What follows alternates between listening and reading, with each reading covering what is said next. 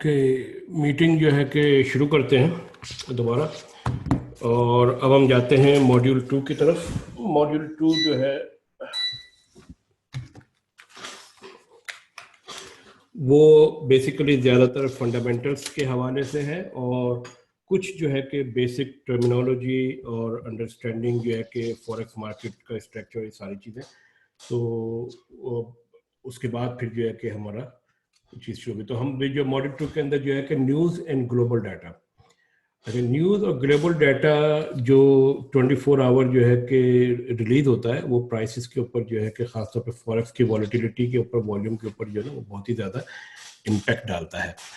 और उसमें जो है कि सबसे इम्पोर्टेंट जो चीज़ जो अगर आप देखें कि अनएम्प्लॉयमेंट डाटा जो होता है वो बहुत ही ज़्यादा जो है कि असर डालता है। इसके अलावा किसी कंपनी की, सॉरी, किसी कंट्री की पॉलिटिकल सिचुएशन जो है कि जब चेंज होती है तो उसकी पूरी इकोनॉमी के अंदर जो है ना कि एक तरह की बहुत ही ज़्यादा वॉलेटिलिटी आ जाती है। और इसकी एक एग्जांपल मेरे ख्याल में वो लोग देख सकते हैं जो पाकिस्तान से ताल्लुक़ रखते हैं, उनको ये पता होगा कि अभी जो है पनामा केस के हवाले से जब तक जो है कि फैसला नहीं आया था, पाकिस्तान की जो स्टॉक मार्केट की थी वो एकदम से तकरीबन जो है कि क्रैश हो रही थी, या फिर जो है कि बहुत ही ज़्यादा जो है कभी अप कभी डाउन जा रही थी। लेकिन जैसे ही जो है कि फ्राइडे को फैसला आया, उसने एक और हिट लिया और उसके बाद जो है कि मंडे से जो है कि मार्केट ने जो है अपनी जो है कि सपोर्ट दिखाना शुरू कर दिया और उसके बाद से जो है कि मार्केट स्टेबल हो गई।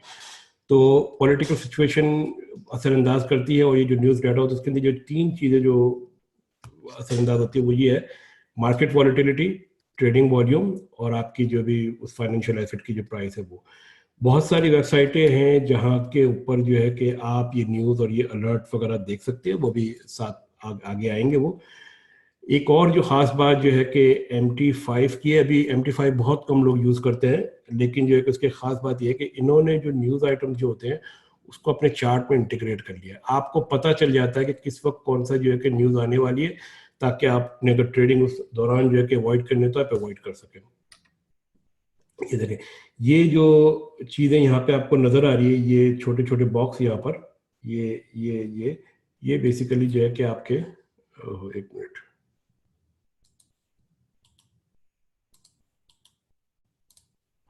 तो ये जो आपको ये चीज़ें जो नज़र आ रही है, ये सारे के सारे आपके वो है, अपना क्या नाम है, न्यूज़ आइटम है। तो यहाँ पे कोई न्यूज़ आई होगी, उसके बाद देखिए प्राइसेस कहाँ गई है, ठीक है। फिर यहाँ पे कोई न्यूज़ आइटम था, प्राइसेस देखिए एकदम से नीचे आएगी।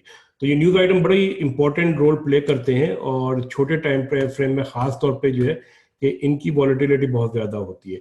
जब आप लॉन्ग टर्म टाइम फ्रेम में जाते हैं, आवरली के अंदर, या आवरली में भी होता है लेकिन 4 आवरली या डेली या वीकली, तो उसके अंदर ये चीज़ें जो होती है ना, ये सारी जो है कि मार्केट जो है कि आपकी बेसिकली एक तरह से वो हो चुकी होती है, एब्जॉर्व कर चुकी होती है, तो ये आपको ये वॉलेटिलिटी इतनी ज़्यादा नज़र नहीं आती।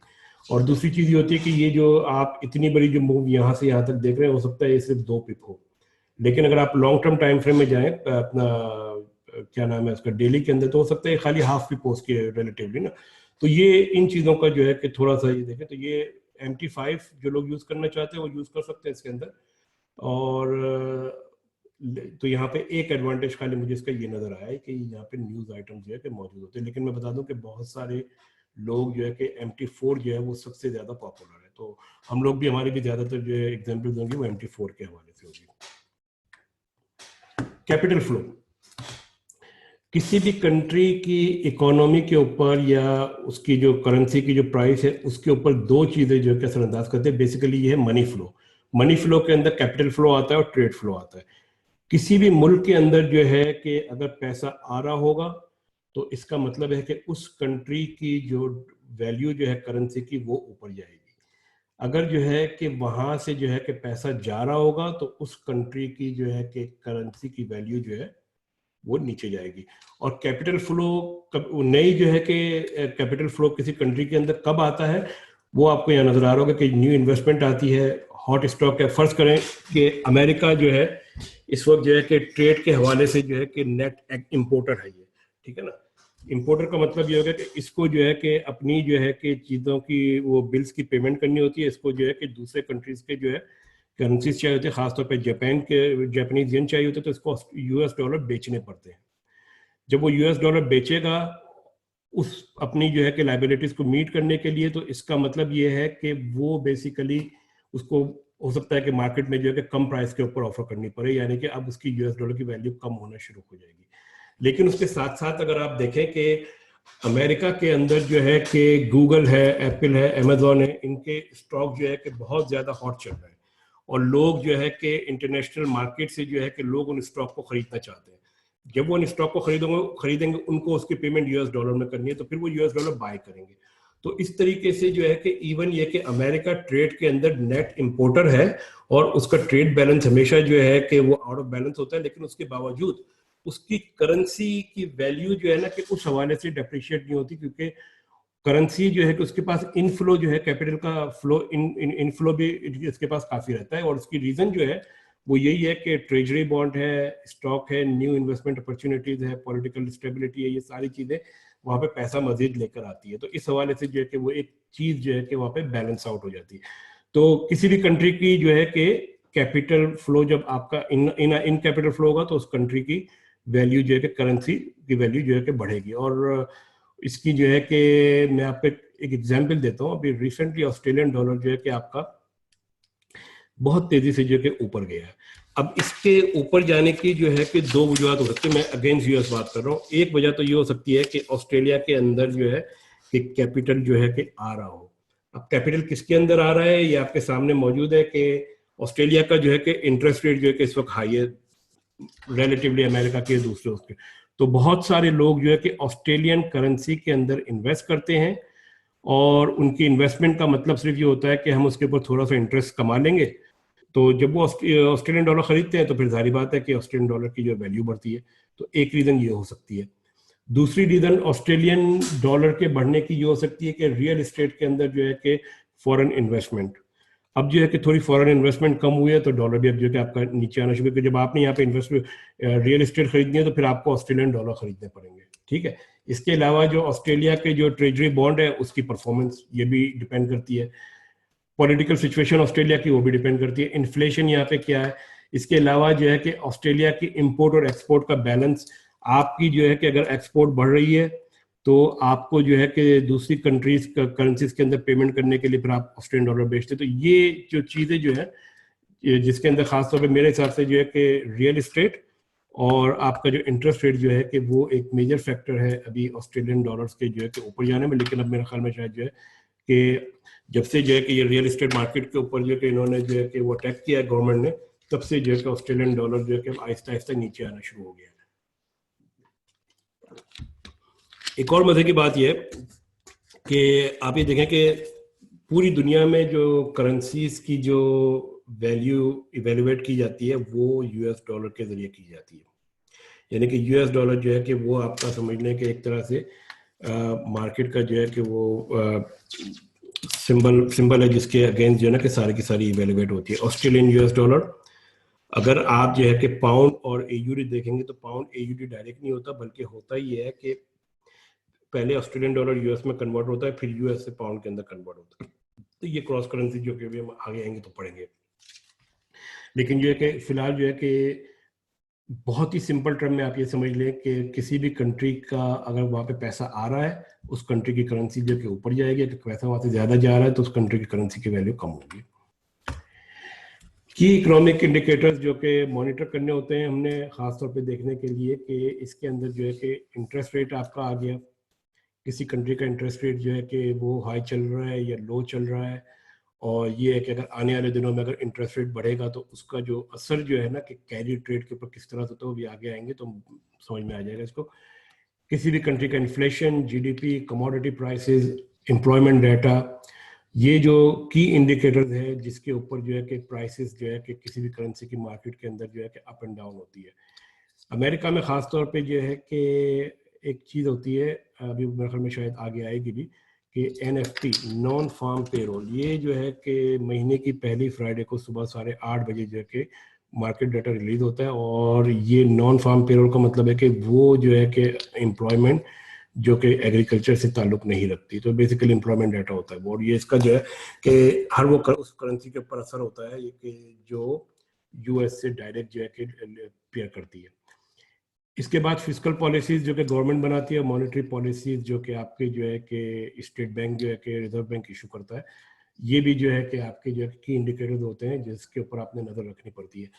फिस्कल पॉलिसीज के अंदर जैसे अभी ग्लोबल फाइनेंशियल क्राइसिस के अंदर गवर्नमेंट ने जो है कि जो स्टिमुलस पैकेजेस निकाले थे उससे करेंसीज के ऊपर असर पड़ा था। मॉनेटरी पॉलिसीज इंटरेस्ट रेट जो है कि ऊपर जाएगा नीचे जाएगा, या फिर जो है कि जो आपका रिजर्व बैंक्स जो है कि उसकी जो मीटिंग्स होती है उसके जो मिनट्स आते हैं वो जिसके अंदर गाइड बताते हैं कि फ्यूचर डायरेक्शन वो क्या देख रहे हैं। तो ये सारी की सारी चीज़ें जो है कि आपके की इकोनॉमिक इंडिकेटर होते हैं जिसके ऊपर नज़र रखनी पड़ती है, और इससे आपको जो है कि एक आइडिया सा हो जाता है कि करेंसी जो है कहाँ जाने वाली। मेरा जो है कि मैं आमतौर पर करता ये हूँ कि जब न्यूज़ आइटम आने वाले होते हैं तो मैं उस दौरान ट्रेडिंग नहीं करता, और उसकी रीज़न ये है कि न्यूज़ आइटम के ऊपर मार्केट कैसे रिएक्ट करेगी ये हमें नहीं पता। तो बेहतर ये है कि मार्केट को रिएक्ट कर लेने दें, उसको सेटल होने दें, और जो है कि बजाय 100% के उसके मूव होने के बाद जो 10-15% जो प्रॉफिट जो उसके अंदर बाकी है उसके अंदर चाह वो हम बना लेंगे तो वो काफ़ी है मेरे ख्याल में। न्यूज़ की क्लासिफिकेशन जो है कि वो आपकी high impact news, medium impact news, low impact news, और ये एक साइट है, यहाँ पर आप जब जाएंगे तो मैं लगाता हूँ साइट।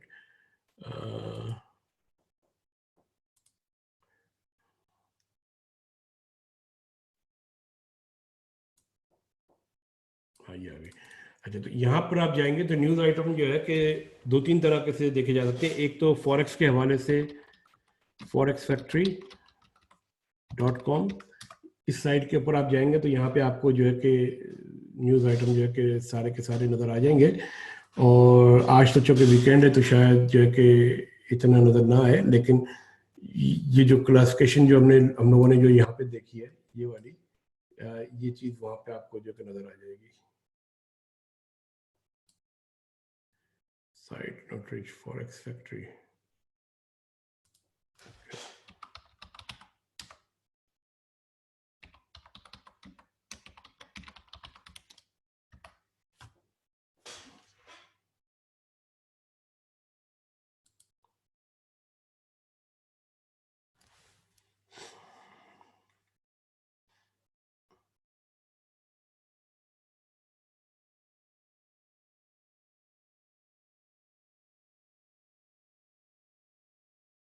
अच्छा, हो सकता है कि ये इस वक्त जो है कि कोई मेंटेनेंस की वजह से शायद बंद पड़ी हो।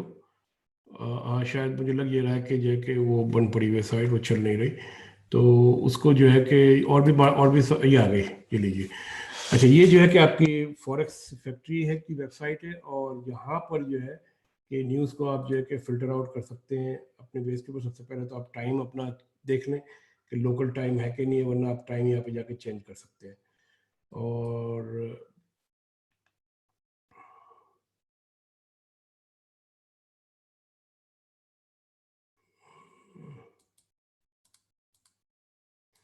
एक मिनट, ये हाँ ये आ गया। ये जो है कि ये फिल्टर, ये जो है कि आपकी जो है कि कल की जो भी जो न्यूज़ है ये वाली आने वाली, जैसे न्यूजीलैंड डॉलर इन्फ्लेशन एक्सपेक्टेशन, ये आने वाली है न्यूज़, ठीक है। और ये रेड के अंदर ये है आपकी हाई इम्पैक्ट न्यूज़। जब आप इस चीज़ को अगर आप यहाँ देखेंगे, क्लिक करेंगे, पता नहीं क्यों ये रिएक्ट डिफरेंट कर रहा है ये। हाँ, अच्छा, तो मेरे ख्याल में शायद रिफ्रेश नहीं हो रही सही तरीके से। अच्छा, तो यहाँ पर अब आप ये देखें कि ये बताएगा कि इस पर्टिकुलर न्यूज़ का जो है कि इम्पैक्ट क्या होगा। Actual is greater than forecast, good for the currency. इसका मतलब करेंसी यहाँ पर जो है कि स्ट्रॉन्ग जाएगी अगर ये एक्चुअल से ज्यादा हुई तो, फोरकास्ट से ज्यादा हुई तो। और ये इन्होंने जो है कि प्रीवियस ये थी, ये इनकी फोरकास्ट है, ठीक है ना, तो इसके हवाले से। अच्छा, इसी तरह जो है कि और आप आइए, इसको फिल्टर को मैं करता हूँ मैं ये, तो फिल्टर यहाँ से आप करेंसी जो है कि फिल्टर कर सकते हैं किस करेंसी के हवाले से देखनी है। फर्स्ट करके मैं ये देखना चाह रहा हूँ कि ऑस्ट्रेलिया और यूएस के हवाले से खाली ये मैंने फिल्टर अप्लाई कर दिया। और उसके बाद ये जो है कि लो इम्पैक्ट न्यूज मुझे नजर आ रही है, यहाँ पे मैं टाइम फ्रेम जो है कि मैं चेंज कर रहा हूँ, ठीक है ना। आप पूरे आने वाले हफ्ते का देखना चाहते हो वो भी देख सकते हैं। मंडे से मैंने शुरू किया और मैं चाह रहा हूँ फ्राइडे तक, ठीक है। तो ये मेरा टाइम फ्रेम हो गया, अप्लाई सेटिंग। अब यही देखें कि इस करेंसी, इन दो करेंसीज के हवाले से जो कि मैंने चूज की थी एयूडी यूएसडी के हवाले से, ये आने वाले हफ्ते की सारी न्यूज मौजूद है यहाँ पे। ठीक है, क्रूड ऑयल इन्वेंट्रीज, ये अमेरिका की एक बड़ी इंपॉर्टेंट न्यूज होती है। और इस आइकॉन को जब आप क्लिक करेंगे तो यहाँ पे इसकी डिटेल मिल जाएगी। यू कैन नो इम्पैक्ट, ठीक है। There are both inflationary and growth indicator. अच्छा ठीक है। और जो है यहाँ पे पीपीआई मंथ बाय मंथ, अच्छा इसको अब आप देखिए ये क्या कहते हैं। ये कह रहा है कि change in the price of finish goods and service sold by the producer actual is more than forecast, good for the currency. तो ये सारी जो है ना कि आप जो है कि यहाँ पे जाके आप देख सकते हैं जब आप ट्रेड करने बैठे तो उस वक्त कोई न्यूज आ रही है कि नहीं आ रही है। अब जैसे ये कि आरबीए का जो आपके जो गवर्नर जो है कि उसकी जो है कि स्पीच है, ये न्यूज इंपॉर्टेंट है लेकिन कोई फोरकास्ट नहीं है, ठीक है। अब यहाँ पर जो है कि अगर आप देखें तो ये क्या कह रहे हैं कि more hawkish than expected, good for the currency. अगर अच्छी न्यूज आएंगी उसके जो है कि स्पीक के अंदर, तो वो जो है कि करेंसी के लिए बेहतर होगी। तो ये इस साइट को आप जो है कि नोट कर लें, forexfactory.com, और यहाँ से आपको जो है ना कि इसकी ज्यादातर जो है कि न्यूज नजर आ जाया करेगी। ये यहाँ पे क्लासिफिकेशन मैंने इसकी डाल दी है कि हाई इम्पैक्ट, लो, मीडियम इम्पैक्ट और हाई इम्पैक्ट, यही ज्यादातर जो है कि मैं देखता हूँ। मैं लो इम्पैक्ट जो है कि सिर्फ उस सूरत में देखता हूँ कि कोई चीज जो है कि मार्केट की अनएक्सपेक्टेड मूव अगर जो है कि समझ में नहीं आई है तो। नॉन फॉर्म पेरोल, जैसे कि अभी मैंने बताया था कि हर फ्राइडे को जो है कि सुबह 8:30 बजे जो है कि अमेरिकन टाइम के मुताबिक, ईस्टर्न टाइम जो कि न्यूयॉर्क का टाइम है, उसके मुताबिक जो है कि ये डाटा रिलीज होता है। और हर यूएस करेंसी, हर वो करेंसी जो कि यूएस के साथ पेयर करती है, वो बड़ी इंपॉर्टेंट है उसके लिए। इसमें एक बात का ख्याल रखना है कि पहली चीज तो ये कि न्यूज से पहले या न्यूज के बाद जो है कि आपने ट्रेडिंग नहीं करनी है, मार्केट को सेटल डाउन हो जाने दें। आमतौर पे मैं ये करता हूँ कि अगर मंडे को सुबह फ्राइडे को सुबह 8:30 बजे अगर मैं न्यूज आई है तो मैं फिर ट्रेडिंग जो अगर मेरी लॉन्ग टर्म ट्रेडिंग है ना उसके हवाले से, तो मैं आमतौर पर मैं जो है कि मैं मंडे को करता हूँ ताकि मार्केट जो है सेटल हो जाए, उस वक्त फिर मैं इसकी ट्रेडिंग करता हूँ। एक और चीज ये है कि कभी भी जो है कि को रिलेटेड पेयर्स में ट्रेडिंग ना करें। यानी अगर आप ऑस्ट्रेलियन यूएसडी के अंदर अगर आपने जो है कि अपनी ट्रेड डाली हुई है, तो फिर आप जो है कि किसी दूसरी ऐसी करेंसी में कोशिश ये करें कि ना डालें कि जिसमें यूएसडी इन्वॉल्व है, क्योंकि अगर यूएसडी अगर जो है कि अगर आपका जो है कि क्रैश होता है, इसमें कोई प्रॉब्लम आती है, तो आपकी दोनों ट्रेड जो एक साथ खराब होंगी। तो इसको जो है कि अवॉइड करें, को रिलेटेड ट्रेडिंग जो है पेयर्स की जो ट्रेडिंग ना करें।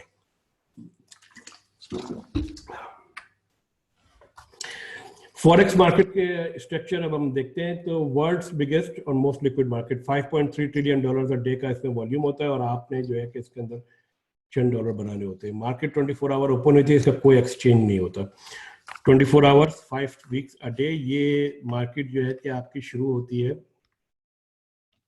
मेरे ख्याल में यहाँ पे नहीं है वो, मैं टाइम लगाना भूल गया, इसलिए शायद अभी आगे आएगा वो। तो 24 आवर्स की ये मार्केट है ये, और सिडनी के टाइम के मुताबिक जो कि सुबह 8:30 बजे आजकल खुलती है ये। और जब आप मार्केट बंद होती है फ्राइडे को अमेरिका में, जब 4:30 बज रहे होते हैं, कि सिडनी में मेरे ख्याल में शायद सुबह के कोई 7:30 या 6:30 बज रहे होते हैं, उस वक्त मार्केट बंद होती है।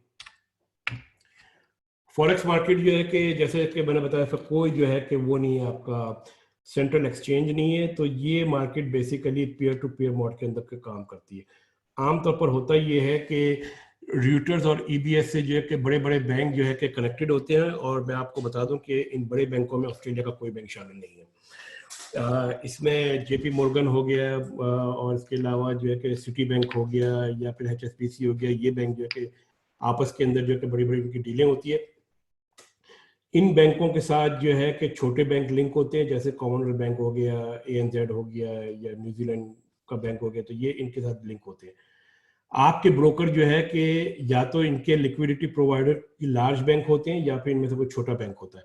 तो जब आप जो है कि कोई ट्रेड डालते हैं, तो वो ट्रेड आपकी मूव इस तरह करती है कि सबसे पहले जो है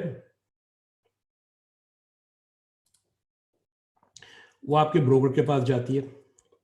ब्रोकर जो है कि कोशिश ये करता है कि आपकी ट्रेड जो है कि उसी के जो है कि प्लेटफॉर्म के ऊपर किसी क्लाइंट से जो है कि मैच हो जाए। अगर मैच नहीं होती तो वो अपने लिक्विडिटी प्रोवाइडर के पास भेज देता है। लिक्विडिटी प्रोवाइडर फिर अपने नेटवर्क में देखता है, अगर वो ट्रेड मैच हो जाती तो ठीक, नहीं होती तो फिर वो लार्ज जो उसका जो लिक्विडिटी प्रोवाइडर जो होता है, लार्ज बैंक, वहां पे जाती है। उसके बाद फिर जो है कि ये जो लार्ज बैंक जो होते हैं, ये आपस में जो है ये रूटर के जरिए या EBS के जरिए के कम्युनिकेशन करके उस ट्रेड को सेटल करते हैं। अब इसके अंदर जो है कि जितना जो है कि ज्यादा ये कोर के करीब होगा, ये आपका जो है बेसिकली ये कोर नेटवर्क है, जितना इसके करीब होगा जहां पर जो है कि स्प्रेड जो है कि टाइटर से टाइटर होगा, कम से कम होगा। तो उसकी रीजन ये है कि यहाँ पर लिक्विडिटी और वॉल्यूम जो है कि बहुत ज्यादा है। आपका जो वॉल्यूम जो है कि वो यहाँ पर जो है कि वो बहुत ही कम है, ठीक है।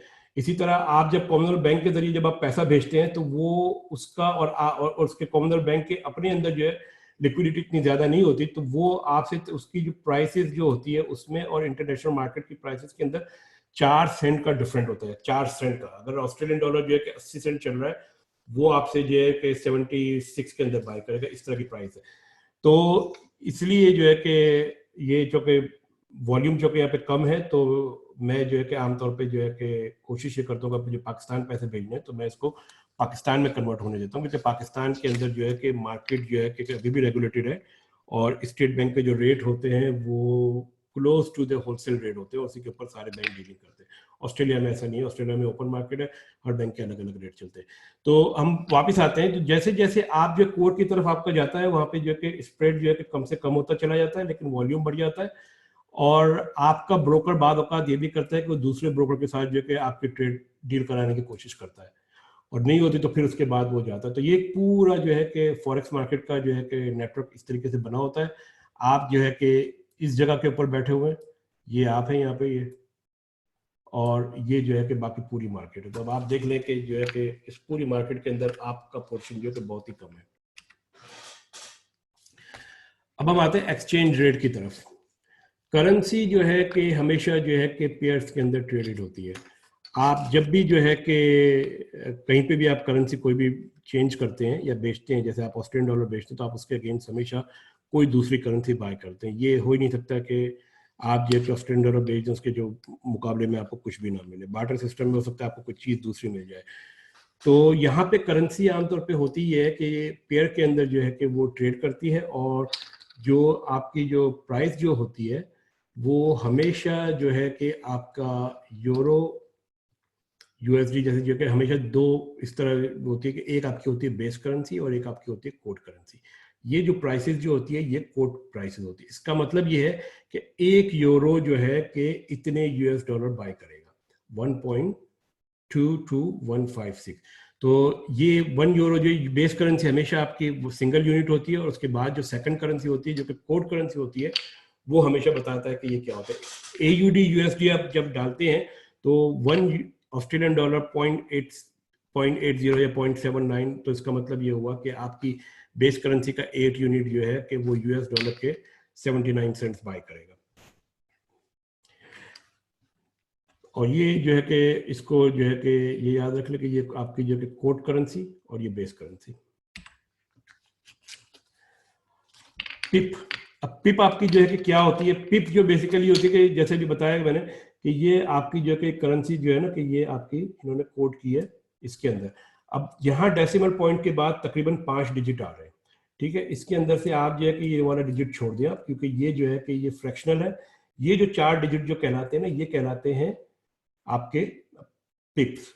ये आपका जो है कि 1 पिप कहलाएगा, ये आपका जो है कि 10th, ये आपका 100 और ये आपका 1000। अगर आपकी जो है कि प्राइसेस 1 पिप मूव हुई है यूरो USD में, तो ये फिर बेसिकली 1.22156 से बढ़कर 1.22166 हो गई। इसका मतलब है कि 1 पिप बढ़ी है। अगर ये जो है कि आपकी 1.22256 पे चली जाती है, इसका मतलब है कि ये 10 पिप बढ़ी है। तो ये लास्ट वाला डिजिट छोड़ दें, ये जो है कि बिल्कुल उसके लिए यूज होता है आपके क्या नाम है डेसिमल के लिए, फ्रैक्शन के लिए। तो इसको छोड़ दें और ये जो 4 है इसके ऊपर आप फोकस किया करें। और इसके अंदर ये सिंगल जो है ये आपका 1 पिप हो गया, ये 10 पिप और ये 100 और ये 1000।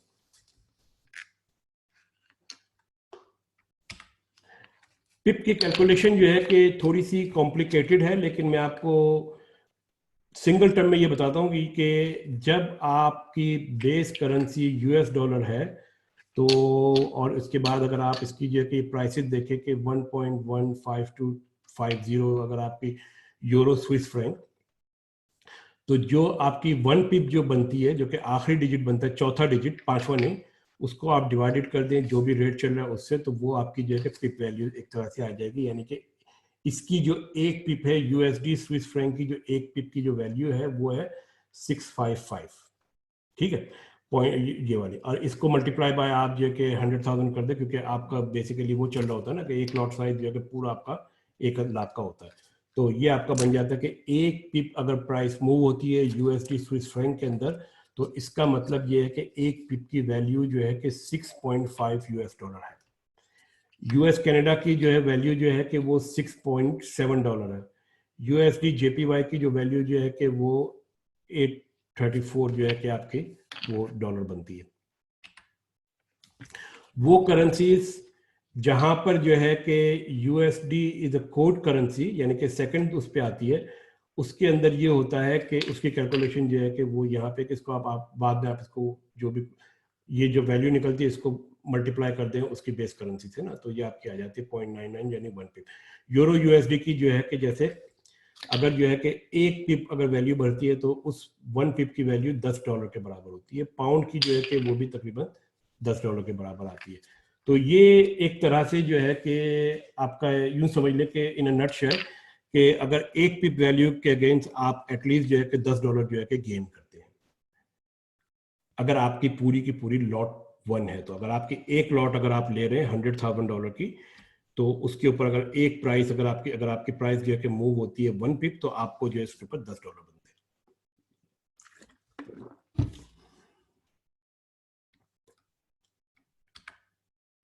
ये हमारी मेजर करेंसीज जो है कि जो कि इंटरनेशनल मार्केट्स के अंदर जो है कि सबसे ज़्यादा एक्टिव है, सबसे ज़्यादा लिक्विड है, और इन्हीं की कॉम्बिनेशंस जो है कि डिफरेंट कॉम्बिनेशन के अंदर जो है कि हम लोग जो है कि वो ट्रेडिंग करते हैं। इसमें जो है कि यूएसडी है, यूरो है, British pound, Japanese yen, Swiss franc, AUD, Canadian dollar और न्यूजीलैंड डॉलर। ये वो सारे पेयर्स हैं जिसके ऊपर हम लोग जो है कि ट्रेडिंग करते हैं। मुख्तलिफ ट्रेड इसमें पेयर्स बनते हैं, और इसमें Australian dollar, Swiss franc, euro USD, euro British pound, pound USD. जो पर्पल के अंदर है ये इंपॉर्टेंट करेंसी पेयर्स हैं। जो लाइटर ब्लू के अंदर है ये ऑस्ट्रेलियन टाइमिंग के दौरान जो है कि ज़्यादातर एक्टिव होते हैं, और आपके जो ये डार्क ब्लू है ये जो है कि आपके ज़्यादातर एक्टिव होते हैं जब यूएस मार्केट जो है कि ओपन होती है, यानी ऑस्ट्रेलियन डॉलर ज़्यादातर उस वक्त एक्टिव होता है। ये जो आखिरी में जो यहाँ पे जो ये दो नज़र आपको आ रहे हैं यहाँ पे इस जगह पे ये और ये वाला, तो ये आपका गोल्ड है और आपका सिल्वर है ये, और अगेंस्ट द यूएस डॉलर।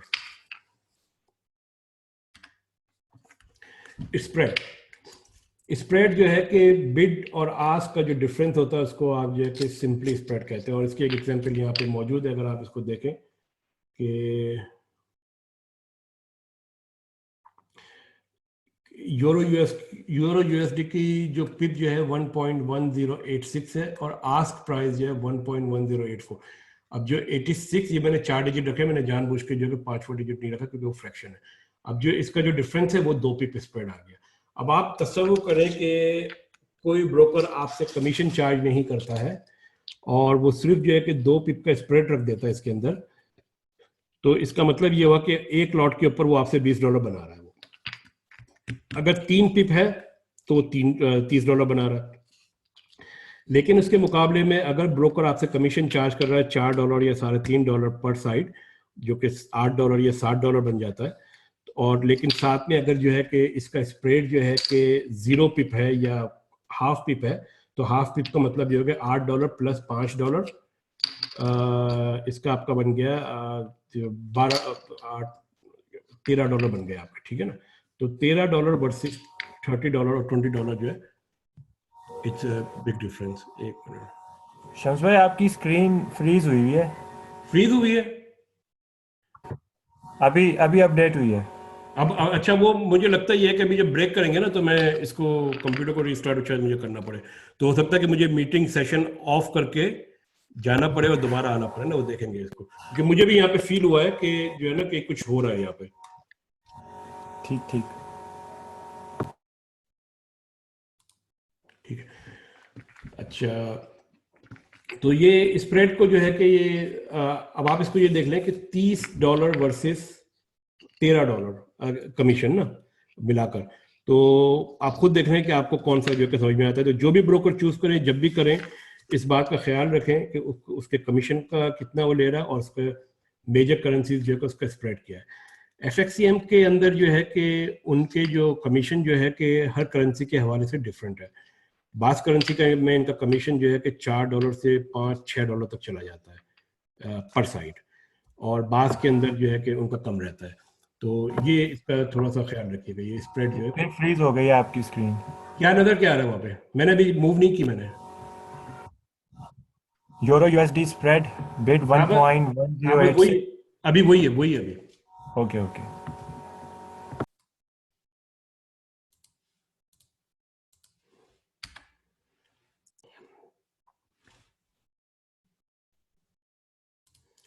अच्छा, मुझे जो है ना कि शायद यहाँ पे जो है कि ब्रेक लेना पड़ेगा, क्योंकि मेरा कंप्यूटर जो है कि हैंग हो रहा है ना। तो मीटिंग जो है कि हम जो है कि मुझे 10 मिनट दे दें मुझे, मैं इसको दोबारा जो है कि मैं रिफ्रेश करके जो है ना मैं ऑन करता, या हो सकता है कि शायद ये प्रेजेंटेशन में बंद करके मैं दोबारा खोल दूँ, तो शायद इससे भी काम चल जाए। 1 मिनट है।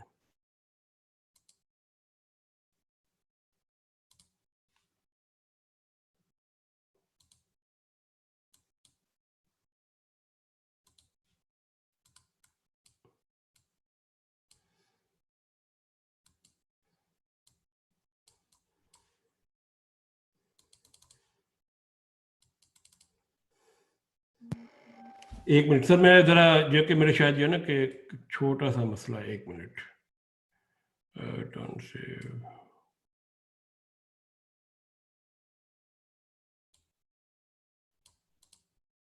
अच्छा, अब नजर आ रही है आपको screen?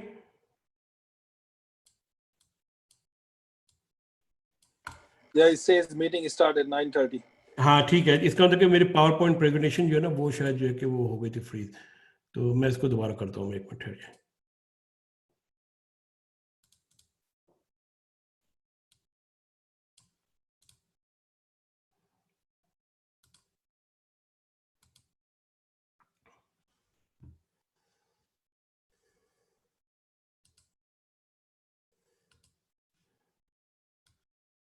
Hmm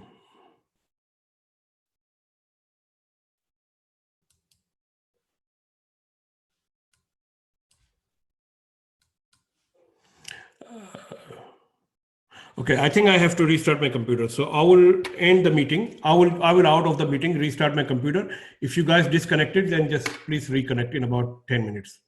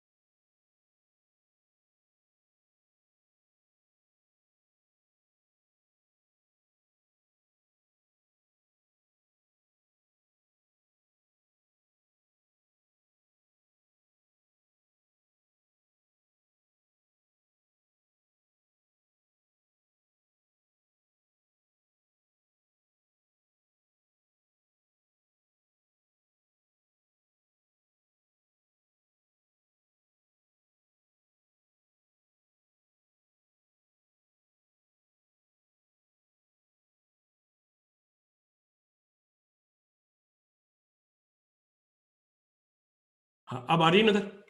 can you here? Okay. So I'm just going to flick around the screen, so just tell me if it's updating quickly.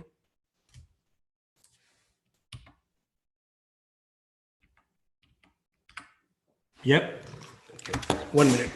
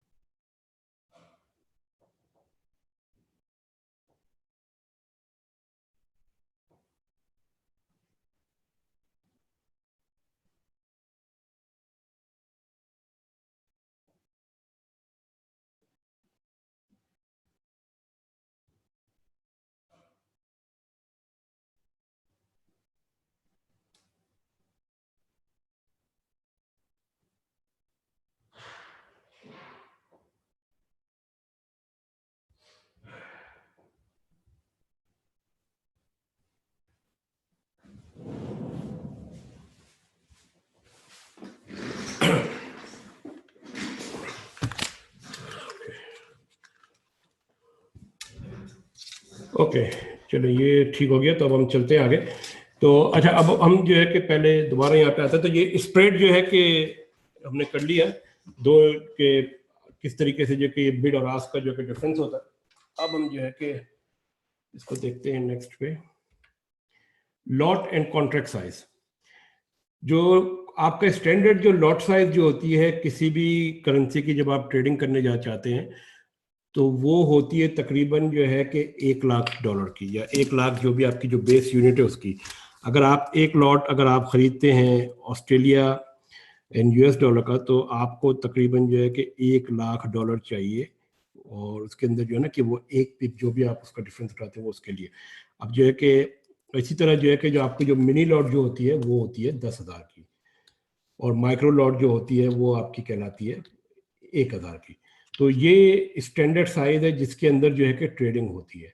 और अगर आपने जो है कि 2,00,000 2 लॉट लेंगे तो 2,00,000 होंगे। अगर आप जो है कि 4 लॉट लेंगे तो 4,00,000 होंगे। तो ये आपको जो है कि इनकी जो चाहिए होते, इतने पैसे चाहिए होते हैं ट्रेडिंग करने के लिए, अगर आप इंटरनेशनल मार्केट में बैंक टू बैंक जो है कि ट्रेडिंग करते हैं। तो अब इसकी मैं एक मिसाल यहाँ पे मैं अब आप देते हैं यहाँ पे कि जैसे फर्ज करें कि आप यूरो USD की जो है एक लॉट ट्रेड करना चाहते हैं, तो आपको जो है कि यूरो USD की जो कोट प्राइस है 1.10867, इसका मतलब ये है कि आपको $1,10,867 चाहिए एक यूरो USD की लॉट को ट्रेड करने के लिए। लेकिन जो कि इतना पैसा जो है कि किसी के पास नहीं होता, तो उसकी वजह से जो है कि जो आपके ब्रोकर जो होते हैं वो आपको एक फैसिलिटी देते हैं जिसे कहते हैं लेवरेज। इसका मतलब ये होता है कि आप जो है कि जो भी जो रिक्वायर्ड अमाउंट है इस प्लॉट को ट्रेड करने के लिए, उसका एक पोर्शन जो है कि आप प्रोवाइड करते हैं, और बाकी करेंसी बाकी जो वॉल्यूम रेट जो होता है वो बैंक आपको जो है कि बैंक होता है या आपका जो भी ब्रोकर होता है वो आपको प्रोवाइड करता है। अच्छा, अब इसके अंदर एक बात याद रखिए कि ब्रोकर जो है कि अपनी जेब से नहीं देता, वो बेसिकली होता ही है कि इन लोगों की जो सेटलमेंट्स जो चलती है इंटर बैंक और इंटर ब्रोकर, वो बेसिकली जो है कि 2-3 दिन या जिस तरह की भी उनकी सेटलमेंट का टाइम होता है उसके हिसाब से चलता है। और वो सेटलमेंट आपकी होती है जब आप पोजीशन क्लोज करते हैं, और उस पोजीशन की क्लोज के दौरान अगर आपने कोई लॉस किया हुआ है तो आपको देना पड़ता है, कोई अगर गेन किया तो आपके अकाउंट में आ जाता है वो। और इसके अंदर अभी आप आगे देखेंगे कि लेवरेज काम किस तरीके से करता है। तो सबसे ज़्यादा इम्पोर्टेंट जो पॉइंट जो देखने वाला है इस लेवरेज का, जो यानी कि माइनस पॉइंट है, वो ये है कि अगर आप इसको केयरफुली जो है कि ट्रेड नहीं करेंगे तो आपका जो कैपिटल जो है कि वो बहुत तेज़ी से जो है वो लॉस की तरफ जा सकता है। और इसीलिए जो है कि जब आप ट्रेड करें तो आपको पता होना चाहिए कि आपका रिस्क कितना है और आपका जो है कि टेक प्रॉफिट कहाँ पर होगा, और आपको जो है कि वो डिमार्केशन जो है कि अपनी ट्रेड प्लान का हिस्सा बनाना पड़ेगा, ताकि आप ऐसा ना हो कि आप जो है कि रात को सोए सुबह उठे तो पता चला पूरा बैंक खाली है आपका। तो इसलिए बड़ा इंपॉर्टेंट है कि आप जो है कि अपना रिस्क पहले से जो है कि इवेलुएट करके रखें और उसके हिसाब से चलें।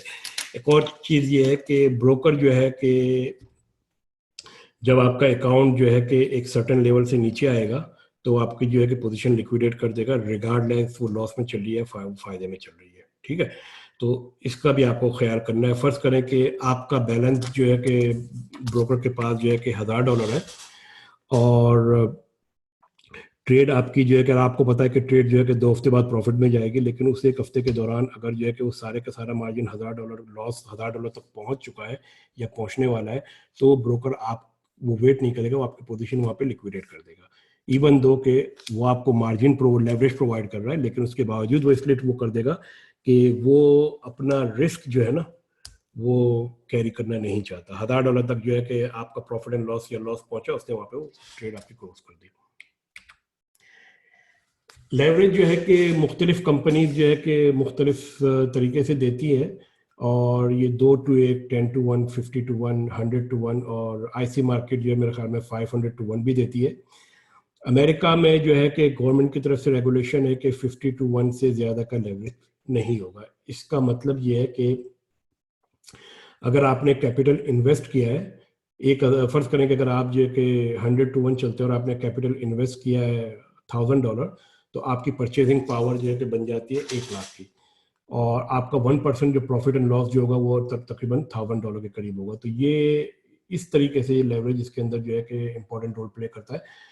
और लेवरेज के बगैर जो है कि अगर लेवरेज ना होता तो शायद फॉरेक्स की मार्केट आज जो है कि इतनी ज़्यादा लिक्विड होती भी नहीं, क्योंकि आप ये देखें कि 100-1 का अगर आपको आपके ब्रोकर ने लेवरेज दिया हुआ है और $1000 आपके जमा है और आप एक लॉट लेना चाहते हैं, तो आप बड़ी आसानी से उस $1000 के इवज जो है कि एक पूरी लॉट खरीद सकते हैं।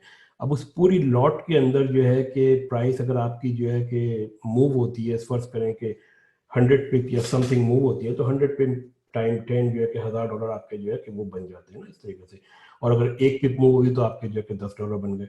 तो वो जो है कि अब आप इसको यूं देखें कि आपकी जो है कि इन्वेस्टमेंट जो है कि 1000 की है, लेकिन आपका जो प्रॉफिट जो है कि 1000 के ऊपर ही कैलकुलेट होगा, और आपकी परचेजिंग पावर लेकिन जो है कि इतनी है। तो ये बड़ा इंपॉर्टेंट है इसके अंदर समझने के लिए कि फॉरेक्स के अंदर जो इतना ज़्यादा आपको प्रॉफिट भी होता है, लॉस भी होता है, उसकी रीज़न सिर्फ और सिर्फ लेवरेज है। तो 1000 के ऊपर जो है कि अगर फर्ज करें कि दोबारा इसी एग्जाम्पल को लेते हैं कि आपने एक यूरो यूएसडी की लॉट खरीदी या ऑस्ट्रेलियन यूएस डॉलर की लॉट खरीदी आपने, और $1000 आपका जमा है वहाँ पे बैंक में उसके ब्रोकर के पास। प्राइस जो है कि आपकी 10 पिप अगर मूव हो जाती है, तो 10 पिप का मतलब हो गया कि आपका तकरीबन $100। अब वो $100 का जो प्रॉफिट जो है ना आपका, क्योंकि आपका तो कैपिटल जो इन्वेस्ट हुआ है वो 1000 हुआ है, तो वो $100 आपके 1000 के ऊपर आपको मिल गया। तो आपका कितना परसेंटेज बन गया? तकरीबन 10% बन गया प्रॉफिट स्ट्रेट अवे ना। लेकिन आपने जो पोजीशन जो आपने जो ट्रेड की है वो 1 लाख की है। इसीलिए ब्रोकर जब अगर आपको जब लॉस में जाना शुरू होगा, तो ब्रोकर इसीलिए जैसे ही ये $1000 उसको हिट करेगा वो आपकी पोजीशन लिक्विडेट कर देगा, क्योंकि वो अपना लॉस बर्दाश्त नहीं करेगा।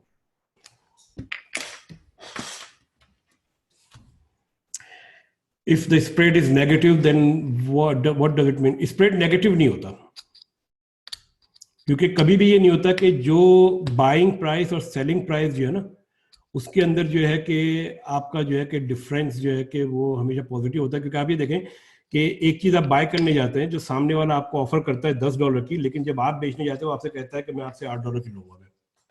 तो ये जो है कि बिड हमेशा जो है कि वो है जिसके ऊपर जो है कि आप बेचेंगे, और ऑफर वो होती है जिस पे आप खरीदेंगे। तो डिफरेंस में होता नहीं नेगेटिव। अच्छा, अब आप उसी लेवरेज की उस एग्जाम्पल को हम लेते हैं। कोई फर्ज करें कि आप एक लॉट आप लेना चाह रहे हैं बगैर लेवरेज के, तो आपको जो है कि 1,10,000 चाहिए। मिनी लॉट के लिए आपको 11,000 चाहिए, और माइक्रो लॉट के लिए आपको 1,100 चाहिए आपको विदाउट लेवरेज, ठीक है ना। 100-1 का अगर अब आपका लेवरेज है, तो आपके ब्रोकर का जो सरमाया जो होगा वो ये होगा आपका जो है कि ये होगा और टोटल मार्केट एक्सपोजर जो है कि ये होगी। अब इस मार्केट एक्सपोजर के अंदर जैसे ही आपका लॉस यहाँ पे पहुंचा 1100 के ऊपर, आपका ब्रोकर आपकी पोजीशन लिक्विडेट कर देगा। तो यहाँ पे उसने तो कुछ भी लूज नहीं किया, ठीक है ना, लेकिन आपको उसने बोला ठीक है जाओ खेलो, लेकिन लॉस होगा तो फिर जो है कि तुम्हें यहाँ से इससे ज्यादा तुम लॉस नहीं कर सकते। तो ये उसने जो है ना कि ये रूल बनाया होता है, इसलिए वो बेसिकली देखा जाए तो वो लूज कुछ भी नहीं कर रहा है इसके अंदर, लेकिन गेन वो इस तरीके से कर रहा है कि अगर आप एक विनिंग पोजीशन में अगर आप जाते हैं तो वो एक तो आपसे कमीशन बना रहा होता है, और दूसरा ये कि जो बिड एंड आस्क का स्प्रेड होता है उसके अंदर कुछ ना कुछ जो है वो बना रहा होता है।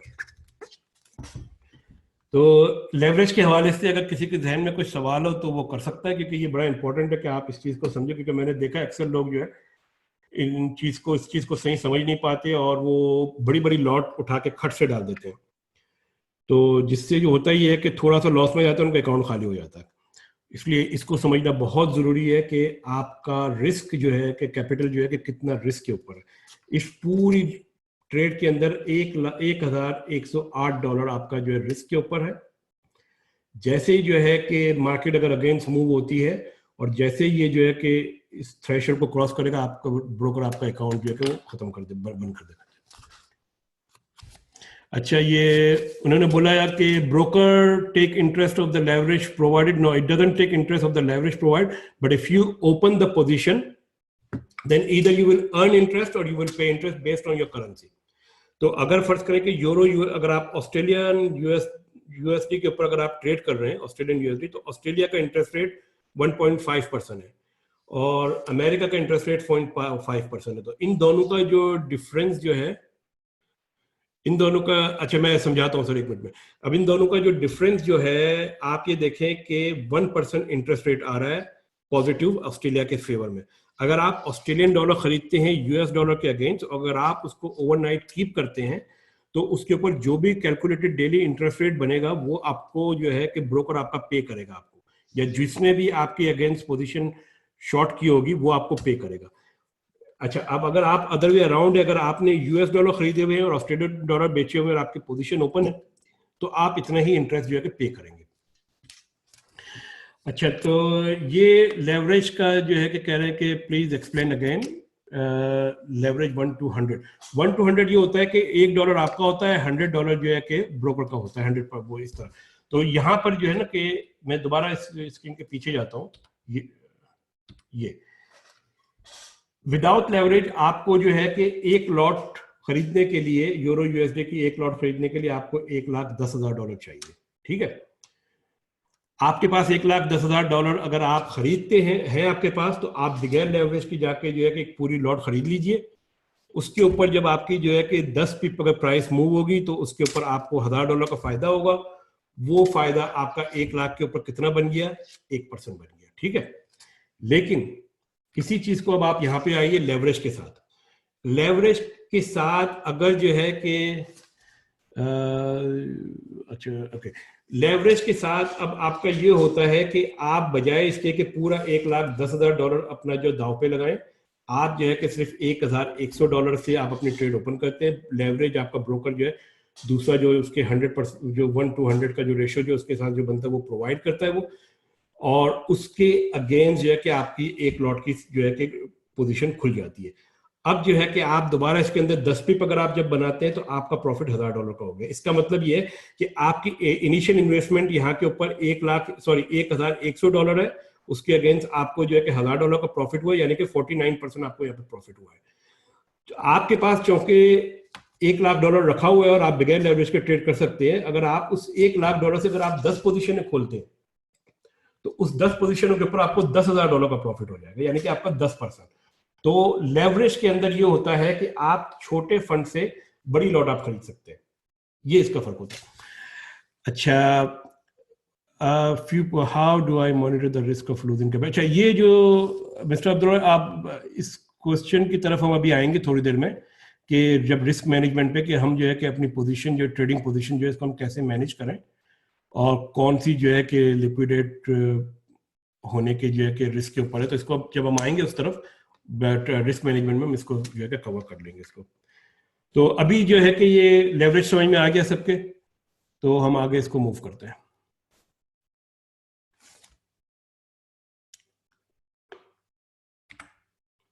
Time zones. ऑस्ट्रेलियन मार्केट के मुताबिक सुबह आज के without day light sharing, Australian market के मुताबिक जो है कि मंडे को सुबह 7 बजे फॉरेक्स की मार्केट खुल जाती है और ये चलती है आपकी 5 बजे न्यूयॉर्क टाइम के हिसाब से, 4:30 बजे चलती है, पता नहीं 5 क्यों यहाँ पे आ गया। तो यहाँ पे ऑस्ट्रेलिया का मेरा ख्याल में शायद उस वक्त जो है कि कोई 6 बज रहे होते हैं, कुछ इस तरह बज रहा होता है सैटरडे का ना। इसके अंदर सबसे इंपॉर्टेंट चीज जो नोट करने वाली है कि जो मेजर जो ट्रेडिंग सेंटर जो है इसमें सिडनी, टोक्यो, लंदन और न्यूयॉर्क है। जिस वक्त लंदन और न्यूयॉर्क जो है कि एक दूसरे को ओवरलैप करता है, उस वक्त मार्केट जो है कि बहुत ही जो है कि वॉलेटाइल होती है। और वॉलेटाइल का मतलब है कि प्राइस वहां पे वो टाइम होता है जिसके अंदर आप जो है कि शॉर्ट टाइम के अंदर जो है ना पैसे बना सकते हैं। एक और जो बड़ी इंपॉर्टेंट, इसको कहते हैं आमतौर पे नाइलॉन को ना, नाइलॉन, एन न्यूयॉर्क से NYLON, लंदन को नाइलॉन। तो नाइलॉन का जो टाइम जो होता है वो आता है, ये जितने भी टाइमिंग मैंने ऊपर रखी ऑस्ट्रेलियन सिडनी टाइमिंग है। तो रात के 10 बजे से लेकर रात के 10 बजे से लेकर 12 बजे तक का जो टाइम फ्रेम जो होता है ना, ये बड़ा एक्टिव होता है फॉरेक्स मार्केट के अंदर। तो अगर कोई साहब उस वक्त जाग रहे हो तो वो उस वक्त इसके अंदर ट्रेडिंग कर सकते हैं। बाकी इसके अलावा ये है कि जो ऑस्ट्रेलिया जब मार्केट खुलती है तो इस वक्त जो है कि वॉल्यूम बहुत ही लो होता है। जब टोक्यो खुलती है तो वॉल्यूम थोड़ा सा जो है कि इंक्रीज होना शुरू हो जाता है, आहिस्ता आहिस्ता आहिस्ता आहिस्ता बढ़ना शुरू हो जाता है। इसके बाद जब जो है कि आपका लंदन खुलता है तकरीबन 5 बजे ऑस्ट्रेलियन टाइम के मुताबिक या सिडनी के टाइम के मुताबिक, तो उस वक्त जो है कि मार्केट यूँ समझ लें कि आपकी फ्रीवे के ऊपर चल रही होती है। ये आपकी जो है कि सिडनी मार्केट जो है कि सिडनी की टाइमिंग जो है ये आपका जो है कि वार्म अप टाइमिंग है। टोक्यो जो है कि आपकी हल्की हल्की जो गाड़ी जो है गलियों में चल रही है, और ये आपका लंदन जैसे शुरू अब आपकी गाड़ी जो है यहाँ पे सबसे ज्यादा लिक्विडिटी यही मार्केट में होती है। लंदन अभी भी जो है कि दुनिया का जो है कि फाइनेंशियल हब है और फॉरेक्स के हवाले से सबसे ज्यादा ट्रेडिंग वॉल्यूम जो है कि लंदन मार्केट के अंदर होता है। मेरे ख्याल में शायद आगे कोई एक स्लाइड आएगी जो बताएगी कि कितने % है। और ये जो है कि बड़ा इंपॉर्टेंट क्रूशियल टाइम है आमतौर पे ऑस्ट्रेलियंस के लिए जो ट्रेडिंग करना चाहते हैं फॉरेक्स के अंदर। आइडियल उनके लिए ये होता है कि 5 बजे 6 बजे जब ये घर आ जाते हैं जॉब से, तो उनके पास जो है कि 2 से 3 घंटे होते हैं जिसके दौरान जो है कि ये आसानी से जो है कि अगर स्मॉल अमाउंट से शुरू करते हैं कि $150-200 जो है कि वो बना सकते हैं अगर जो है कि रीजनेबल तरीके से इसके अंदर ट्रेडिंग की जाए। इसके अलावा ये है कि लॉन्ग टर्म ट्रेडिंग के लिए आपके लिए एक सबसे बेहतरीन चांस ये होता है कि सुबह जो है कि ऑस्ट्रेलियन टाइम के मुताबिक मार्केट चौके जो है कि थोड़ी स्लो होती है, तो आपके पास जो है कि मार्केट को एनालाइज करने का टाइम होता है। सुबह जो है कि लंदन में जब पिछले दिन की जो मार्केट जब क्लोज हुई होती है उसके टाइम उसको देख के आप जो है कि अपनी अगले दिन की जो है कि प्लानिंग करके कुछ ना कुछ जो है कि लॉन्ग टर्म की ट्रेड अगर डालना चाहे तो डाल सकते हैं। ये तो ऑस्ट्रेलिया इस हवाले से ये थोड़ा सा लकी ये है कि इसको जो है कि क्लोजिंग टाइम जो है ना कि मिल जाता है, इसको वो टाइम मिल जाता है जिस वक्त जो है कि उसका डे क्लोज हो रहा होता है।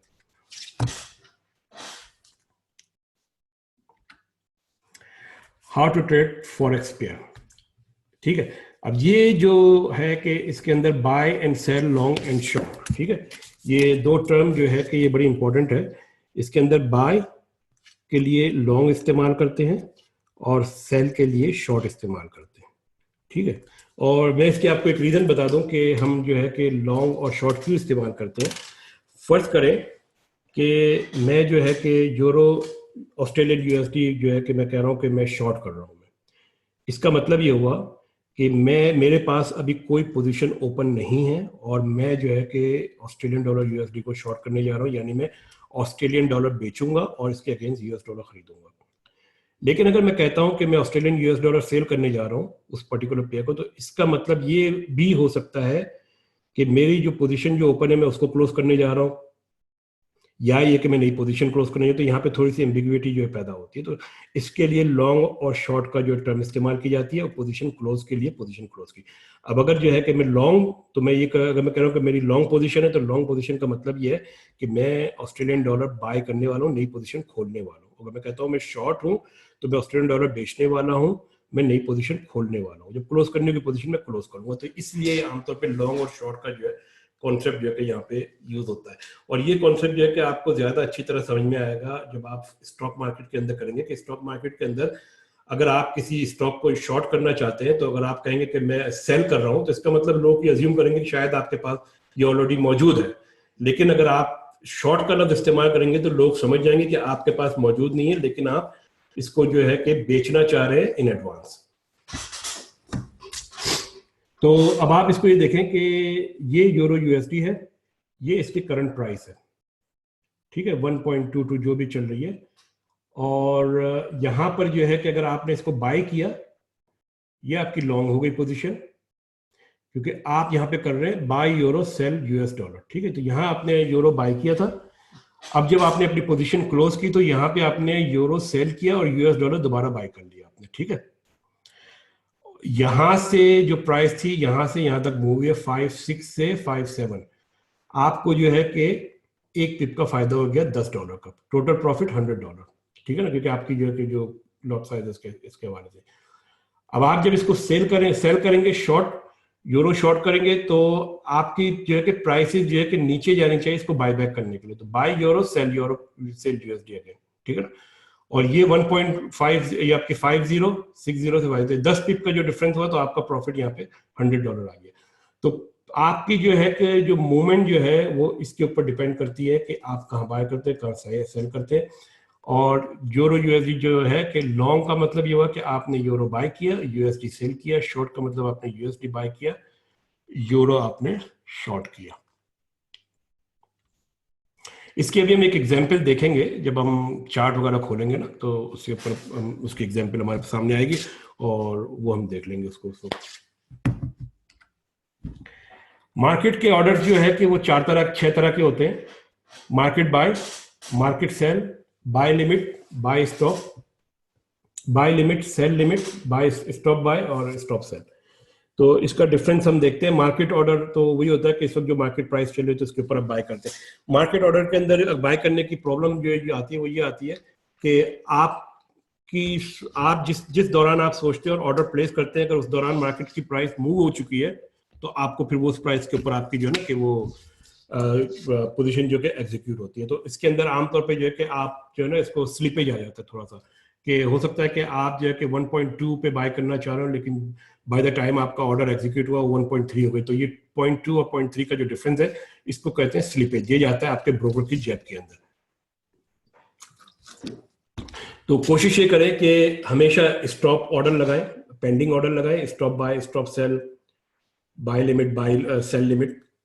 इससे होगा ये कि जो प्राइस आप चाहते हो उस प्राइस के ऊपर आपका ऑर्डर एग्जीक्यूट हो जाता है। अब यहाँ पे प्रॉब्लम ये आती है कि जब ग्रीड हमारे अंदर आती है और हमारा ऑर्डर एग्जीक्यूट नहीं होता, तो हम उसको कैंसिल करके हम बाय मार्केट पे चले जाते हैं, कहते हैं कि यार प्राइस मूव हो रही है और ये मजीद मूव होगी और मैं लूज कर जाऊंगा। ये जो ग्रीड जो होती है ना, वो अक्सर जो है कि नुकसान देती है, क्योंकि होता ही है कि जैसे ही आप जो है कि मार्केट ऑर्डर जो एग्जीक्यूट करते हैं वो प्राइस नीचे आना शुरू हो जाती है आपके हाई टॉप के ऊपर, जो है कि आपके प्राइस को जो है कि वो कैप्चर करके वो।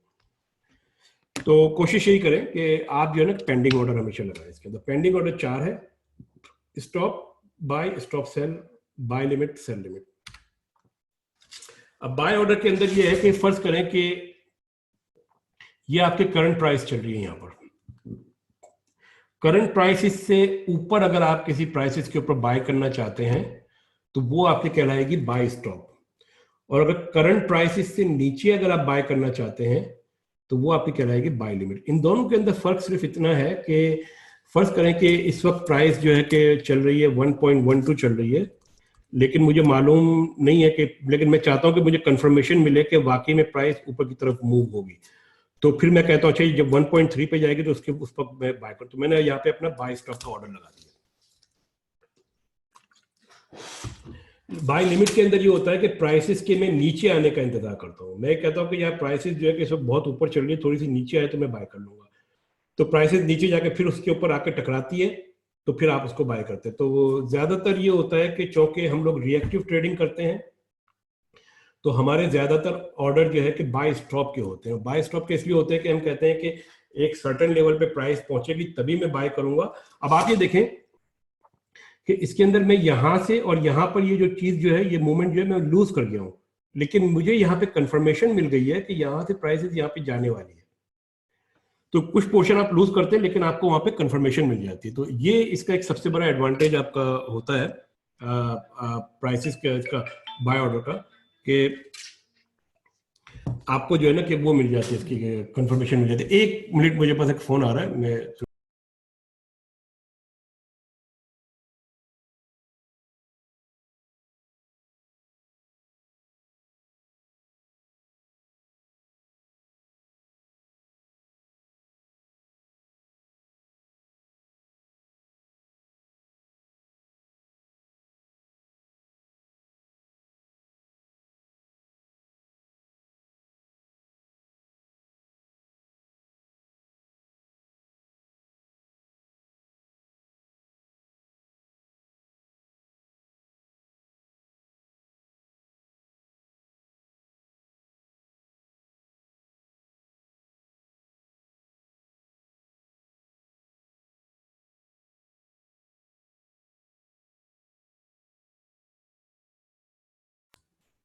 अच्छा, तो ये जो है कि बाय लिमिट जो है कि आपकी आमतौर पे उस वक्त होती है जब आप कोई पॉइंट मिस कर चुके होते हैं और आप कहते हैं कि नहीं ये अभी जानी है तो थोड़ा सा नीचे आ जाए, फिर मैं बाय कर लूँ ताकि जो है कि मैं ये कंफर्मेशन हो जाए कि मैंने टॉप के ऊपर बाय नहीं किया। ये फर्क है इन दोनों के अंदर। इसी तरह जो है कि जब आप जाते हैं सेल ऑर्डर के अंदर तो उसका बिल्कुल रिवर्स होता है। सेल स्टॉप जो है कि हमेशा आपको पता है प्राइस एक सर्टेन लेवल से नीचे आएगी तब आप वो जो है कि बाय वहाँ पे सेल करेंगे, शॉर्ट करेंगे, तो वो आपका सेल स्टॉप का ऑर्डर होता है। और प्राइसेस अगर जो है कि मूव हो चुकी है ऊपर की तरफ और आप वेट कर रहे हैं इसके नीचे आने का, तो फिर आप वो आपकी जो है कि सेल लिमिट का जो है कि ऑर्डर होगा। तो कोई इस हवाले से कोई सवाल है स्टॉप ऑर्डर्स के हवाले से? क्योंकि ये जो है ना कि हम लोग अक्सर जो है ना कि हम लोग बाय स्टॉप के ऑर्डर जो है ना कि यही वाले यूज करते हैं, सेल स्टॉप और बाय स्टॉप के। सेल लिमिट और बाय लिमिट जो है कि बहुत ही कम यूज करते हैं। Carry trade. अच्छा, अब ये जो कैरी ट्रेड जो है ना, ये एक जो है कि एक तरह का जो इंस्टीट्यूट्स जो होते हैं और हेज फंड जो होते हैं वो इसको बहुत यूज करते थे, अभी भी यूज करते हैं, लेकिन अब जो है कि चूंकि इंटरेस्ट रेट में इतना डिफरेंस नहीं होता इसलिए वो इतना ज्यादा यूज नहीं करते। मैं इसकी एक एग्जांपल में देता हूँ आपको, ऑस्ट्रेलियन यूएस डॉलर की दोबारा, कि AUD USD जो है कि वो जो इनका जो इंटरेस्ट रेट का डिफरेंट है उससे वो लोग जो है कि किस तरह जो है कि वो फायदा उठाते हैं, अभी आएगा अगली स्क्रीन पे वो। अच्छा, अब इसकी जो है कि ये जो कैरी ट्रेड जो होती है आमतौर पे जो है कि मीडियम टर्म इन्वेस्टमेंट होती है, यानी कि 3 महीने 6 महीने या साल तक की जो है कि लोग इन्वेस्टमेंट इसके अंदर करते हैं। उनको जो है कि प्राइसेस की मूवमेंट से इतनी ज़्यादा गर्ज नहीं होती, उनका असल टारगेट जो होता है कि वो जो इंटरेस्ट जो होता है ना उसको कैप्चर करना होता है। ठीक है, इंटरेस्ट इसके अंदर जो है कि एवरी डे जो है कि वो पे होता है, और लेवरेज जो है कि वो आपको बेसिकली इसके अंदर पैसा बनाने का मौका मिलता है। अगर प्राइस बहुत ज़्यादा इनकी अगेंस्ट मूव हो रही होती है तो ये बंद कर देते हैं, लेकिन अगर प्राइस में वॉलेटिलिटी नहीं है तो ये इनके लिए जो कि सबसे ज़्यादा फायदा है, जो प्राइसेस को चाहते हैं कि ज़्यादा मूव अराउंड ना करें। ये कैसे काम करती है? ये इस तरीके से काम करती है। फर्स्ट करें कि ऑस्ट्रेलिया का जो इंटरेस्ट रेट जो है कि 1.5 है, USD का जो है कि 0.5 है, नेट आपका आ गया 1%। For 100,000 US dollar UN 1% per year is आपका $1,000 का आपका इंटरेस्ट बन जाता है। ठीक है, लेवरेज जो है चूंकि आपको सिर्फ जो है कि $1,000 चाहिए 1 लाख के ऊपर, तो आपको जो है कि एक साल में 1,000 पे $1,000 मिलता है। अब अगर आपके पास $1,00,000 पड़ा हुआ है, $1,00,000 के अगर आप जो है कि 10 लॉट खरीदते हैं तो 100 लॉट खरीदते हैं तो 100 लॉट टाइम $1,000 पर एनम, या आप अंदाजा लगा लें कि आपको कितना उसके अंदर जो है कैरी ट्रेड के अंदर इंटरेस्ट आपने अर्न किया। तो बड़े बड़े जो हेज फंड्स जो होते हैं जिनके पास जो है कि मिलियंस ऑफ डॉलर पड़े होते हैं, वो बेसिकली करते हैं कि उनकी जो करेंसी में जो इन्वेस्टमेंट जो होती है ना वो इस तरीके से होती है, ये long term. Australian US dollar खरीद के रख लिया इन्होंने, ठीक है, ऑस्ट्रेलियन डॉलर US के अगेंस्ट खरीद के रख लिया। अब उस लेवरेज का जो फायदा उठा रहे हैं और हर $1,000 के ऊपर जो भी रेट इनका इंटरेस्ट रेट बन रहा है 1,000 के हिसाब से पर एनम, वो उसको अर्न कर रहा है। डेली पेड होता है, तो उस तरह से जो है कि वो मुझे। अच्छा, अब इसके अंदर अगर प्राइसेस जो है कि आपकी फेवर में मूव हो रही है तो आपको वो भी बेनिफिट मिल रहा है। और अगर प्राइसेस आपकी फेवर में मूव नहीं कर रही है तो ये लोग कैलकुलेट करते हैं कि कौन सा इनका ब्रेक इवन पॉइंट है जहां पे आके इन्होंने अपनी पोजीशन क्लोज करनी होती है। बहरहाल वो इंटरेस्ट इसके अंदर अर्न कर रहे होते हैं, वो जो है कि उनकी प्राइस मूव को जो कंपनसेट कर सकती है।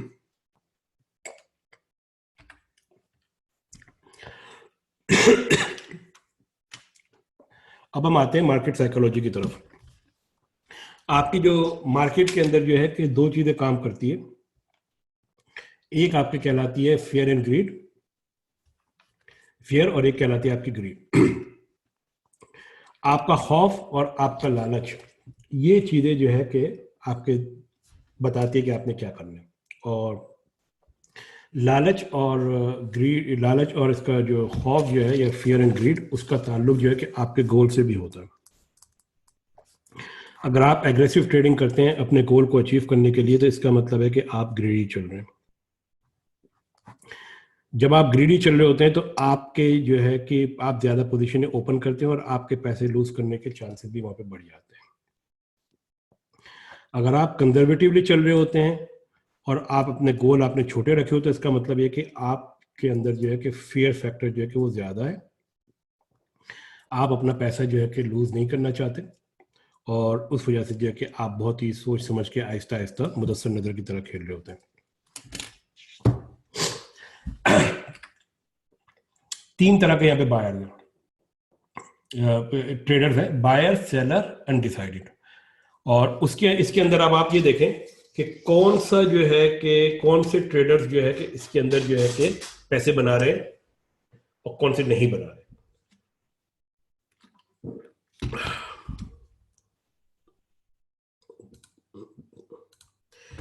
जो अनडिसाइडेड जो है वो इसके अंदर कुछ भी नहीं बना रहे, जो बायर्स हैं वो भी उसके अंदर बना रहे हैं, जो सेलर्स हैं वो भी उसके अंदर बना रहे हैं बेच के। लेकिन जो अनडिसीशन, जो जिन लोगों के अंदर डिसीजन लेने की पावर नहीं है, वो वैसे के वैसे ही बैठे हैं, पैसे बैंक में रख के और ब्रोकर के अकाउंट में रख के, कुछ इसके अंदर बना नहीं पा रहे। तो ये बड़ा इंपॉर्टेंट है कि आपके अंदर कॉन्फिडेंस का वो लेवल होना चाहिए कि आप जो है कि कोई पोजीशन ले सकें। इवन ये कि आपके अंदर खौफ और ग्रीड, इसकी जो जंग जो चल रही होती है, इसके अंदर बैलेंस पैदा करना होता है। लेकिन जो है कि आपको या तो बाय करना है या सेल करना है। अगर आपने दोनों में से कुछ भी नहीं करना है तो बेहतर है कि अपना पैसा अपने बैंक में रखें, ब्रोकर के अकाउंट में ना रखें।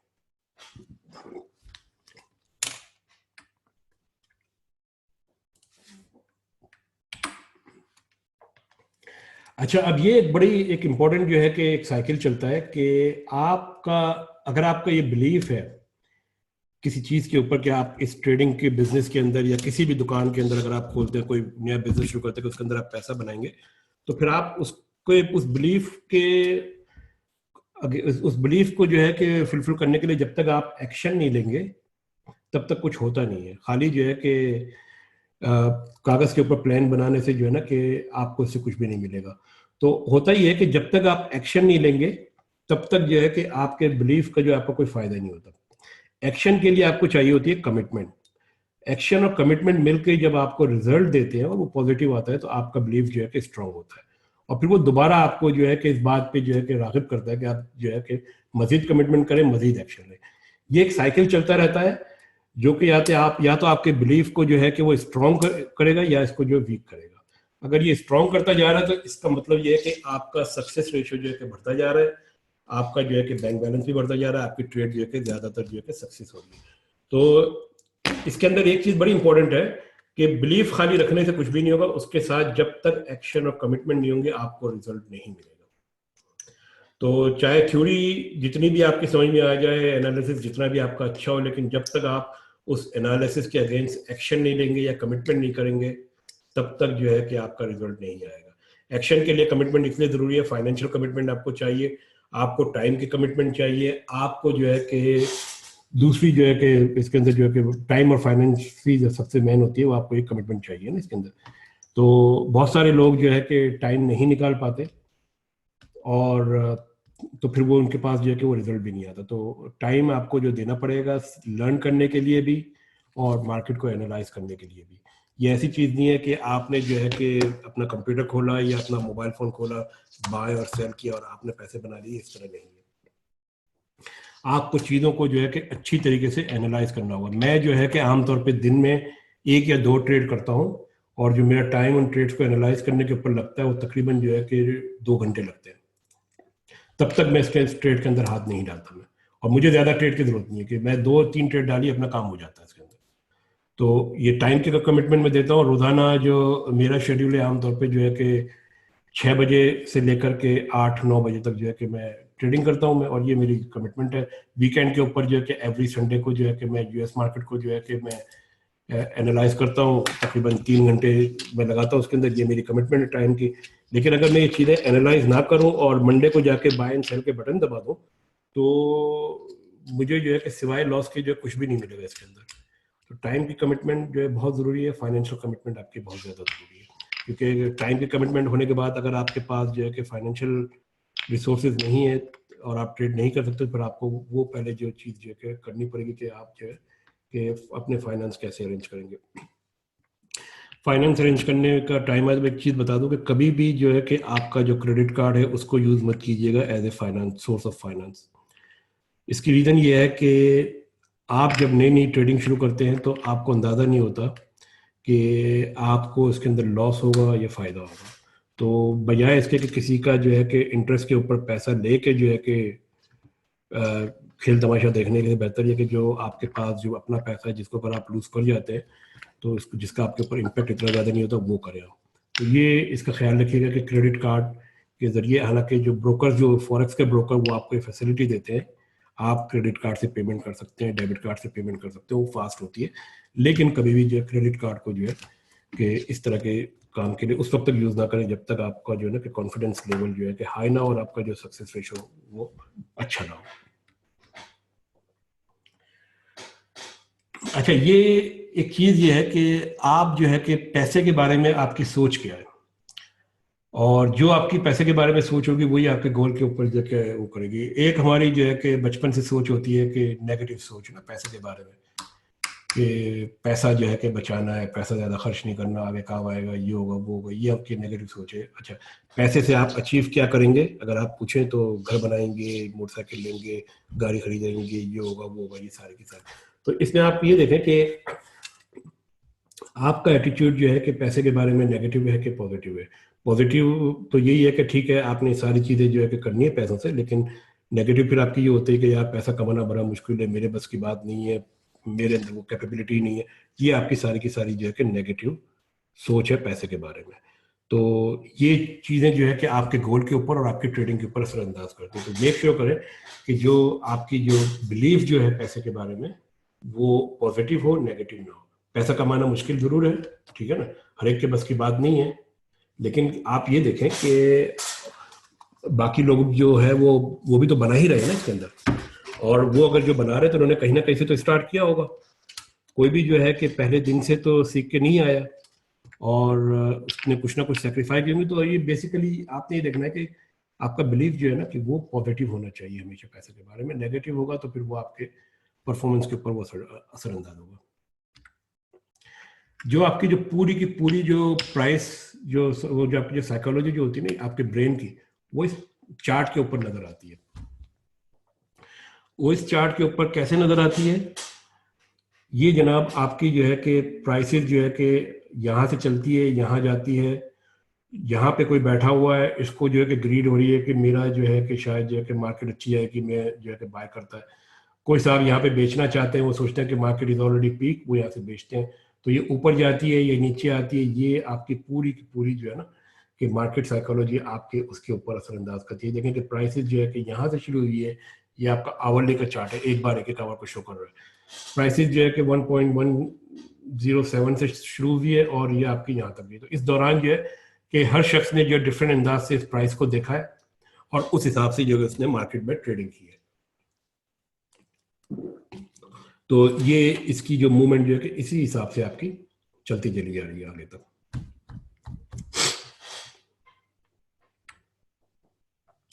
ये जो है कि हमारा मॉड्यूल 2 जो है कि यहाँ पे ख़त्म हो गया है, और हमने बड़ी तेज़ी से जो है कि ये मॉड्यूल 2 ना, मॉड्यूल 1 जो है कि हमने 2 कवर कर लिया तकरीबन 12 बजे।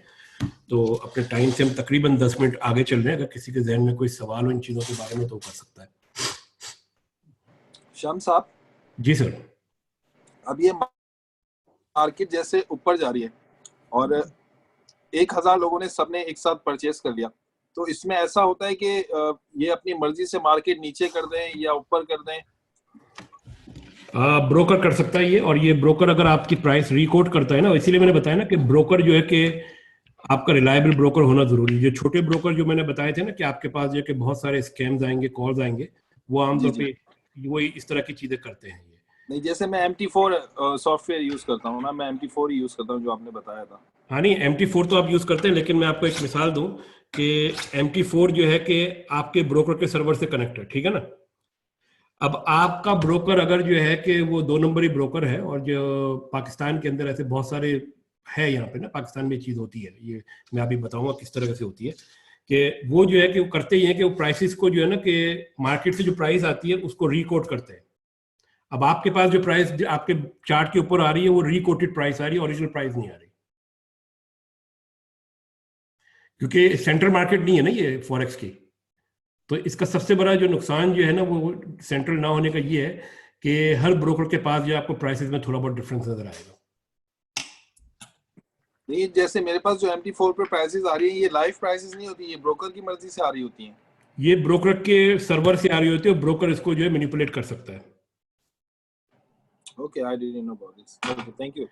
हाँ, नहीं ये लेकिन हर ब्रोकर नहीं करता है। मैं आपको ये भी बताऊँ, इसको मैं आपको एक एग्जांपल देता हूँ मैं, कि कभी आप जब लाइव ट्रेडिंग सेशन जब चल रहा हो ना, यानी कि मंडे को, तो आप अपने MT4 के ऊपर प्राइस देखिएगा, फॉरेक्स फैक्ट्री के ऊपर प्राइस देखिएगा, और जो दूसरी जो साइट्स जो है ना, इंटरनेशनल इन्वेस्टिंग.com, वहां पे देखिएगा, आपको थोड़ा बहुत प्राइसेस में डिफरेंस नजर आएगा। और अगर जो है कि अगर आपका ब्रोकर 2 नंबर ही ब्रोकर है, तो फिर तो आपको बहुत ज्यादा फर्क नजर आएगा। मतलब अगर एक या 2 पिप्स का फर्क हो तो ये डजंट मैटर, ये कोई फर्क नहीं होता। हाँ, नहीं, ये कोई फर्क नहीं होता, क्योंकि आप ये देखें ना कि FXCM जो है कि उसके पास जो है कि डाटा जो आ रहा है, और जो IC मार्केट के पास जो डाटा आ रहा है, उसमें थोड़ा बहुत टाइम का डिफरेंस भी हो सकता है, और उन दोनों का अपना डाटा भी जो है कि बाहर से आने वाले डाटा के साथ मिलकर जो है कि प्राइस जो है कि वो कोट कर रहा होता है। तो वो उसमें थोड़ा बहुत जो है कि 1-2 पिप का या 0.5 या इस तरह का डिफरेंस जो है ना, इतना ज्यादा डिफरेंस नहीं होता, लेकिन अगर 2-3 पिप से ज्यादा बढ़ जाए ना, देन इट्स अ कंसर्न। अच्छा, ये यासिर साहब का सवाल है कि is trading possible without a broker? जी नहीं। फिर वो आप बैंक में ही जाके कीजिए, बैंक के अंदर जो है कि जाके खरीद लीजिए, लेकिन बैंक का स्प्रेड जो होता है तकरीबन 4 पिप का, मैंने बताया आपको, ऑस्ट्रेलिया का 4 सेंट का होता है, ऑस्ट्रेलियन डॉलर और US डॉलर के अंदर। तो वो 4 सेंट जब तक रिकवर होगा, और उसके बाद फिर आप मजीद 4 सेंट बनाएंगे, फिर आपने जो है हर दफा जो है कि $25 जो बैंक को जो कमीशन दिया होगा, $50 का 2 दफा, वो उसको फिर चेंज होगा। तो वो पॉसिबल नहीं है विदाउट ब्रोकर।